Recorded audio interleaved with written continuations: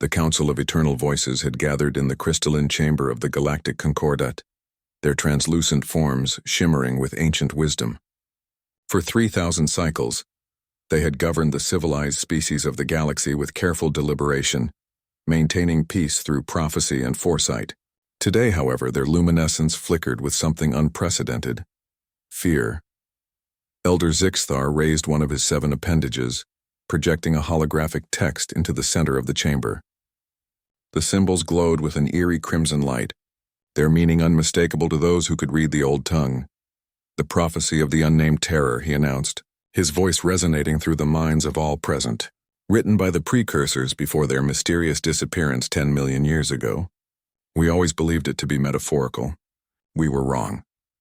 Maya Chen floated in the observation deck of the human exploration vessel Prometheus, her dark eyes scanning the approaching alien megastructure with a mixture of wonder and caution. Beside her, Ryan Torres checked their translation matrices for the 100th time, his fingers dancing across holographic interfaces. "This is it," Maya whispered. "First contact with the galactic concordat. Everything we've worked for." Ryan nodded, though his expression remained troubled. "Did you notice how their initial response changed? First they sent a welcome beacon, then silence for 3 days. Now this urgent summons." "Maybe they're just cautious," Maya offered, but even she didn't sound convinced. What humanity didn't know, what they couldn't have known, was that their arrival had triggered every alarm system the concordat possessed. The prophecy had been explicit. When the bipedal apes of the third world of a yellow star learn to break the void, the age of peace shall end. They are builders and destroyers, dreamers and murderers, fragile as glass yet unbreakable as time itself. The Prometheus docked with the station, and Maya and Ryan became the first humans to step into alien territory. The corridors were vast and elegant, designed for species far larger than humanity. Yet as they walked, guided by hovering drones, they noticed something peculiar. Every alien they passed recoiled, their various forms of eyes widening in what could only be described as terror. Are we that ugly to them?" Ryan muttered. In the council chamber, Maya and Ryan stood before the assembled representatives of 43 species. The silence was deafening. Finally, Elder Zixthar spoke. "Humans, you should not exist." Maya's diplomatic training kicked in. "I assure you, Elder, we very much do exist. We come in peace, seeking—" "You do not understand," another voice interrupted. "A being that resembled living crystal. The precursors left us warnings, only one. About you." Ryan's hand instinctively moved to his sidearm, though he didn't draw it. "You've never met us before. How could you have warnings about humanity?" What followed was a revelation that shook both humans to their core. The precursors, the galaxy's first spacefaring civilization, had possessed the ability to see through time's currents. Before vanishing into whatever mystery claimed them, they had left behind predictions, most vague, some specific. The most specific of all concerned humanity. They will arrive with words of peace, and they will mean them. They will offer friendship, and they will be sincere. But they are evolution's cruelest joke, a species that can adapt to anything, survive anything, weaponize anything. They feel deeply yet kill efficiently. They create beauty while dwelling in darkness. They are individuals who become a unified swarm when threatened. They have conquered their own world through countless wars. Yet they will offer you the stars with open hands. Fear them not for what they are, but for what they can become.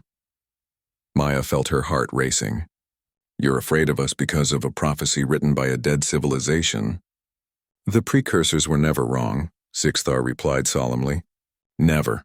Not once in 10 million years of recorded predictions." Ryan stepped forward, his voice steady despite the tension. "Then maybe you should ask yourselves why the precursors also said we'd offer peace. Yes, humans have a violent history. We've fought wars.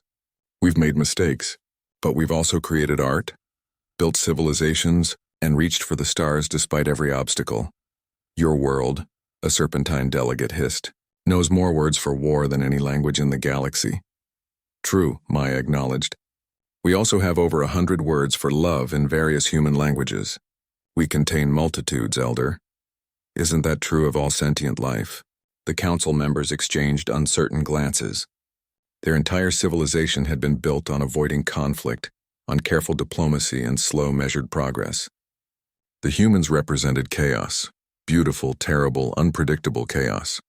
The prophecy speaks of a choice, Zixthar finally said. The galaxy can reject you now, isolate your species, and potentially face you as enemies when you inevitably break through our barriers.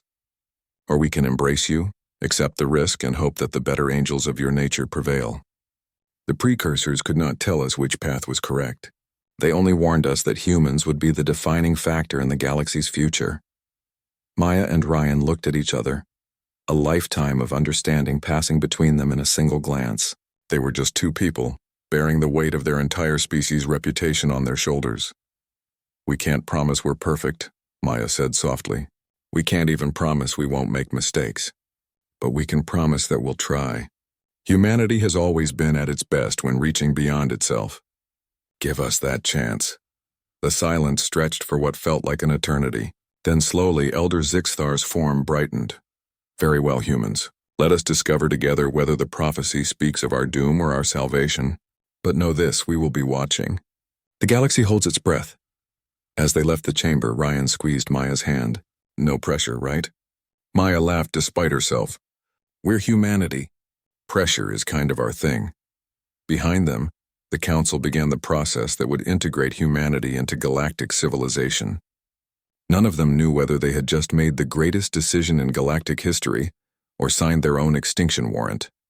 Only time, that great and impartial judge, would tell. And humanity, as always, would adapt.